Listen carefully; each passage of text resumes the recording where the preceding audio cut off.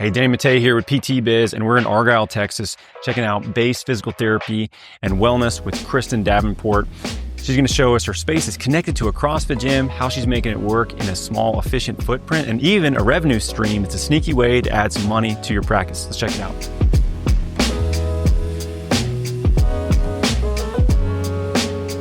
Hey, what's going on? Hey, we're here. Argyle, Texas, Kristen Davenport with Base Physical Therapy and Wellness. So this is what is like a traditional sublease setup, very similar to how I started my practice. In fact, this looks way nicer. I didn't have a window and it was way louder. This is that class is going on, we can barely hear it, which is good. Yeah. Because like that can be incredibly intrusive for your patients and you know, you're trying to work with them. So tell me a little bit about the space. How long have you been here? How long have you had your practice? So this is a small space. It's like 10 by 11. Yeah. We fit as much in here as I could. Well, how'd you find it, first of all? Because I think that's for a lot of people, they're like, well, how do I even talk to somebody about like a space connected to a gym? I was fortunate enough that I've known the gym owner through my husband for about 10 years. Oh, okay, cool. And great guy, great family. And when I wanted to open up my own practice, like had to ask Natural fit. Had to ask him. Did he ever like bring it up to you, or did you bring it up first? No, I just asked. I didn't know this room existed. Oh. It was a storage room. So they had to basically like clean it out and build it out for you? It looked like this, but with junk in it. Yeah. So they just cleaned out the junk. But it has its own door, which is, I mean, that's a big plus. Yeah. So people don't have to come through the gym. They don't have to like get lost. So yeah, tell me a little bit about the setup. Like, how did you optimize the actual setup of the space?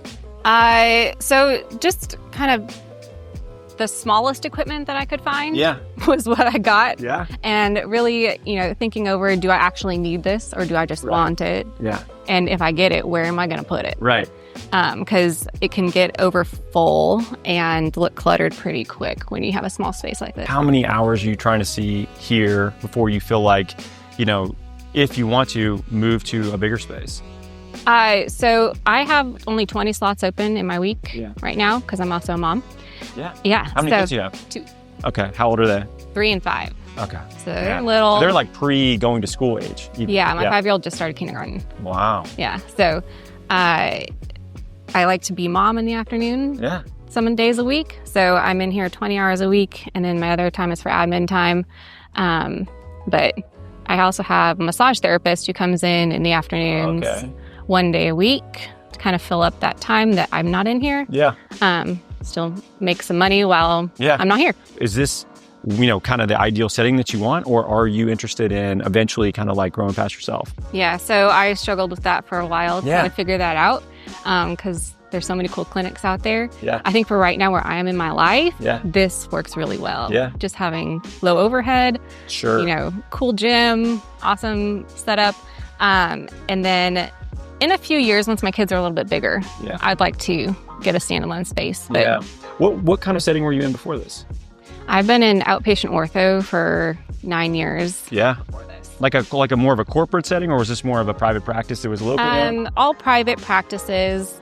I had like 9 jobs in those 9 years. Whoa. We moved around a lot.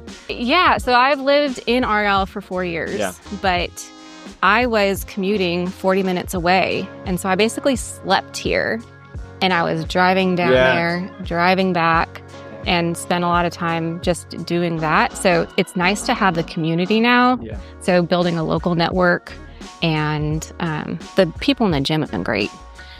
It'd been a struggle for a while, right? I had 2 little kids.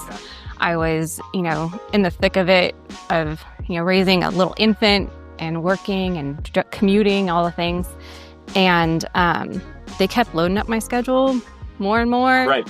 And I was doing notes until 10 p.m. Wow. I'd wake up at 5 a.m. and do it all over again. Yeah. And so they sat me down for my annual review and said, this is all we can pay you. Like, you've pretty much maxed out. Right. It's not enough. It's not enough to continue this lifestyle. So I think that, maybe not that day, but very closely after that is when I filed for my LLC. Yeah. So I started part-time in here in April of last year, and by October I was full-time in here. Yeah. And I'd already made more than I was making. How many sessions per month did you need to see here to replace what you were making, working 5 a.m. until 10 o'clock at night somewhere else? I was only seeing about 8 patients a week at that time. Wow. What is the best part of, going out on your own and creating a cash-based practice like this? It's really empowering. So not only obviously it's helpful financially, and if I want to make more money, I work harder. Yeah. And, right. And then I make more money. Yeah. But really just the time freedom to have with my family, to build my own schedule, to drop my kids off and be able to pick them up. Right. Yeah. And not worry about is somebody going to get mad at me if I take an extra day off? I know. How are you using these blood flow cuffs? I'm interested because can we show these soccer cuffs real quick? You mind pulling those out? Yeah. So how are you using these with patients in a cash practice if they're coming in for a visit and then in between sessions, can they pop in and use these in the clinic? Or right now I'm just using them when they're in their session. Yeah. So whether they're coming in once a week, typically. Yeah. So post-op, if they have. Are you seeing much of that? A little bit. Yeah. A little bit. Not a ton. Mm-hmm. But generally it's when people are further out from post-op, but still have some imbalances or, they're not quite back to what they want to be doing. Yeah. Then they come in. I love these bands. So I put up this attachment on my door. Oh, okay. So when it's really hot in the CrossFit gym. Yeah, you can do it here. Oh, right. Yeah, I know. So tell me a little about some of this manual stuff. So are you what's your background? Are you Maitland certified? Or are you doing a lot of dry needling? Obviously you're doing a lot of mobilization with movement. What's your manual therapy background? What do you like to do? So a mixed bag, kind of a little of everything. Yeah. I think if we stick to one thing and kind of a narrow focus on what will fix something, we're missing a lot. That's a good point. I feel like people that go deep in one, I guess, discipline, they tend to not really, I don't know, they do miss some of the benefits of the other approaches that people have. I agree with that for sure. For you, you're doing some variation of hands-on work that's going to make a change, and then you're getting them moving. Yeah. Is that right? Yeah. So you say you're coaching more than anything else at this point? You're movement, sort of making sure that they're actually they know what they're doing, or you're changing their exercises up? Yes. Yeah. I would say probably the first 15 minutes are in here. Yeah. Taking history, what's going on this week. Let's work on whatever we need to work on the table. And then we're getting moving. Yeah. It's the way it should be. People need to move, How often are you talking to them about other things? Obviously you've got a lot of elements. You're talking about actual nutrition or hydration, to some degree. How often are you getting into other conversations about sleep or nutrition or stress management and all that? I have all of that on my intake form of how's your diet? How's your sleep? Is it restful? Are you all that? So if it comes up in their intake form, we definitely address it. Yeah. And I have local partners I can refer to for nutrition or chiropractic or whatever they need in order to make them as a whole person healthy. That's great. But yeah, the element helps a lot too. Yeah. Their stuff is great. I switched to that from liquid IV. I drink it every morning, and it's definitely better. I like the salt. Yeah. I don't get enough salt on my diet. I think if you eat relatively clean, that's one thing. It's most people, they have way too much salt. I think for a lot of people that we work with, I don't think they have enough. Yeah. So that can be a really good addition to that for sure. Yeah. And it's a great revenue stream. Is it? Yeah. So I didn't know that. So how so? It's about a 50% profit on. So you're buying wholesale basically? I buy wholesale, and then say if I sell $1,400 that month in Element, I make $700. So what's a box cost? Is it you're buying a box wholesale for how much, and then how much is it being sold for? Boxes for me cost $22.50. Yeah. And they cost the consumer $45. Wow. So that's great. Yeah. And they set the prices. I didn't set the prices. No, but that's actually really good to know, because I've actually seen, I didn't know that, but I've seen a decent number of clinics that are doing a lot more with Element. Mm-hmm. And it makes total sense. Ours is on a subscription. I'm about to sign up to be an affiliate. No,